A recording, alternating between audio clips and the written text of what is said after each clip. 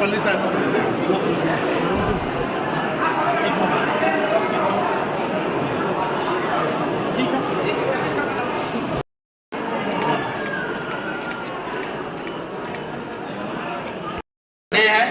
से अनुरोध है कि कृपया स्थान ग्रहण कर लें। कुर्सियां की काफी व्यवस्था पीछे है। प्रोग्राम को सुचारू रूप से चलने दें। माननीय मंत्री जी हमारे फरीदाबाद की आन बान शान और तीसरी बार बनने जा रहे हमारे भावी सांसद हमारे बीच में पधार चुके हैं। मैं पूरे जनसैलाब से अनुरोध करूंगा कि एक बार जोरदार तालियां बजाकर इनका स्वागत करें। चौधरी कृष्णपाल गुर्जर, चौधरी कृष्णपाल गुर्जर, भारतीय जनता पार्टी। समय का अभाव है, बहुत बड़ा लोकसभा क्षेत्र है। मंत्री जी ने आधे घंटे का टाइम हम लोगों को दिया है। मंत्री जी उसी समय में व्यवस्था हो जाएगी और स्वागत की कड़ी में मैं चाहूंगा कि एक एक करके सभी लोगों से स्वागत करवाया जाए। तो मैं शुरू करता हूं। ददसिया गांव की जितनी भी सरदारी हमारी यहाँ पर मौजूद है, मैं उनसे अनुरोध करूंगा कि अपने आप आए। मैं किसी एक का नाम नहीं लूंगा, आए और मंत्री जी का बुके देकर स्वागत करें। और जितने भी भाई हमारे गांव के मंच के पीछे खड़े हैं, मैं सबसे अनुरोध करूंगा कि वो आगे जाके चौधरी कृष्णपाल गुर्जर बहुत बहुत ये सरदारों की सरदारी है। माता की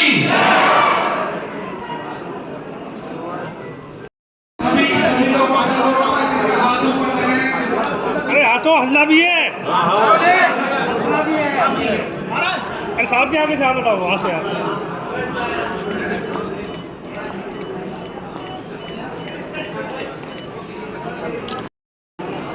जोरदार से ताली बजाएं, मंत्री जी का स्वागत करें। चौधरी कृष्णपाल गुर्जर, चौधरी कृष्णपाल गुर्जर। कानपुर की कॉलोनी से कुछ लोग आए हुए हैं। अभी सम्मान के योग्य जन जन में भी है हमारे तिगांव विधानसभा क्षेत्र के विधायक चौधरी राजेश नागर जी,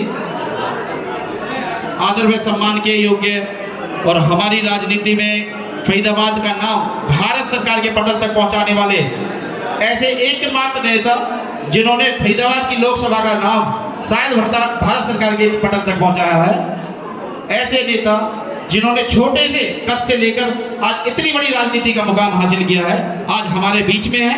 ऐसे हमारे नेता चौधरी कृष्णपाल जी गुर्जर जी के लिए जोरदार ताली बजाकर उनका एक बार फिर स्वागत करें।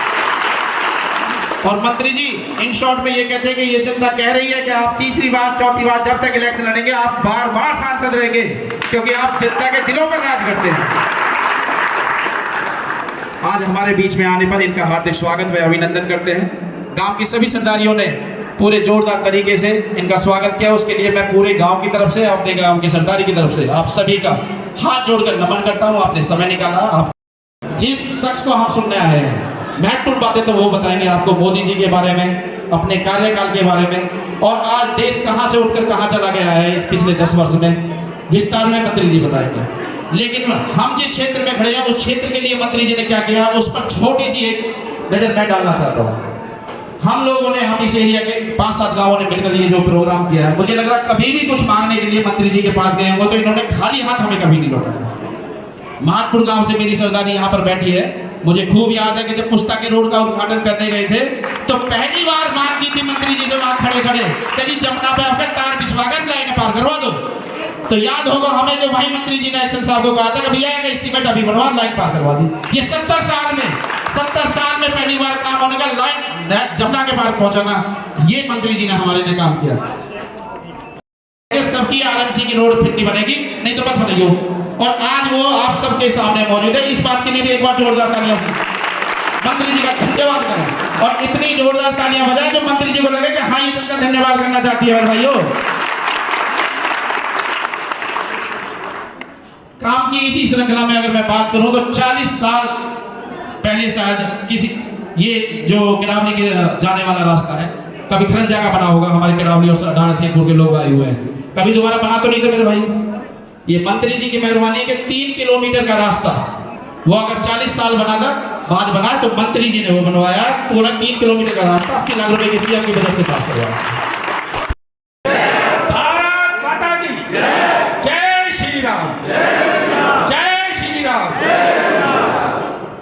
आदर और सम्मान के योग भारत सरकार में मंत्री की पूजा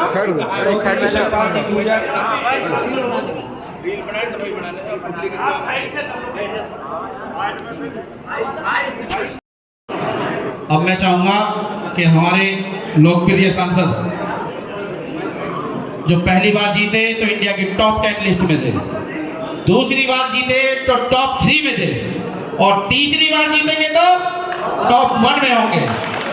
ऐसे हमारे लोकप्रिय सांसद हमारे बीच में मौजूद हैं। ये जनता सुबह से आपको सुनने के लिए बैठी हुई है मंत्री जी। अब इंतजार इनसे भी नहीं हो रहा और हमसे तो बिल्कुल भी नहीं हो रहा। एक बार जोरदार तालियों के साथ स्वागत करें आदरणीय चौधरी कृष्णपाल गुर्जर जी। तब भी आप लोग मुझे आशीर्वाद देते थे हरियाणा की विधानसभा में। आज सब सारा देश बीजेपी का है, लेकिन तब बहुत बड़ी बात थी जब आप मुझे आशीर्वाद देते। मित्रों, मैं ये कहने आया हूं 2014 से पहले मैं देश की भी बात करूंगा, फरीदाबाद लोकसभा की बात। 2014 से पहले एक समय ऐसा आ गया था जब लोगों का इन सफेद कुर्ता पैजामा पहनने वालों से नफरत हो गई। देश निराशा के वातावरण में चला गया था, क्योंकि जिनको हमने रक्षक समझा वो भक्षक निकले, और जब बाड़ी खेत को खाने लगे तो फिर समझेंगे क्यों। हम सुबह उठते थे, लाख लाख करोड़ के घोटालों में मंत्रियों को जेल जाते थे। 12 लाख करोड़ के घोटाले किए और सब जेल गए। आज सब बेल पर हैं, जमानत पर। दुनिया में भारत की प्रतिष्ठा को गिरा दिया। दुनिया उस समय भारत को किस नजरों से देखती थी, जरा याद कर लो 10 साल पहले की बात। भारतीयों की कोई दुनिया में पूछ नहीं थी, उनके कपड़े उतार के तलाशी दी जाती थी। ये ऐसे समय में भारतीय जनता पार्टी ने नरेंद्र मोदी को देश का प्रधानमंत्री का उम्मीदवार घोषित किया। लोगों को उम्मीद की किरण नजर आई कि अब देश का कुछ भला हो सकता है, लेकिन तभी हमारे कांग्रेस के मित्रों ने नरेंद्र मोदी जी का मजाक उड़ाया। नरेंद्र मोदी का नहीं, उसकी गरीबी का मजाक उड़ाया और क्या कहा कि ये चाय बेचने वाला देश का प्रधानमंत्री नहीं बन सकता। और ये ठीक भी कहा। कांग्रेस में तो बनने की बात छोड़ो, सपना भी नहीं ले सकता प्रधानमंत्री, कोई गरीब का बेटा। लेकिन जिस दिन उन्होंने मोदी की गरीबी का मजाक उड़ाया, उस दिन ही इस देश के गरीबों ने तय कर लिया, चाहे धरती इधर से उधर हो जाए, हम चाय बेचने वाले को ही देश का प्रधानमंत्री बनाएंगे। और देश के गरीबों ने उसको मित्रों, ये जरूरी नहीं कि चांदी की थाली में खाने वाले ही देश की इज्जत को दुनिया में बढ़ाएंगे। जो चांदी की थाली में खाकर प्रधानमंत्री बनते थे, उन्होंने देश की इज्जत को पूरी दुनिया में धूल में मिलाया। और इन 10 सालों में एक चाय बेचने वालों ने पूरी दुनिया में भारत का सम्मान को बढ़ाया। ये राजघरानों में पैदा होने वाले ही सिर्फ भारत का भला नहीं कर सकते, एक गरीब का बेटा भी भारत की पहचान पूरी दुनिया में बना सकता है। वे मोदी जी ने चाहा। आप आकलन करो, आज 10 सालों में दुनिया भारत को किस नजरों से देखती है। जो अमेरिका कभी मोदी को वीजा नहीं देता था, दुनिया का सबसे ताकतवर देश, उसका राष्ट्रपति भी आज कहता है मोदी जी मुझे ऑटोग्राफ दे दो। फ्रांस का राष्ट्रपति प्रधानमंत्री कहता है मोदी इज बॉस। और इटली की प्रधानमंत्री कहती है कि मोदी से ज्यादा लोकप्रिय नेता आज कोई नहीं है। जगत भाई थोड़ी देर बैठ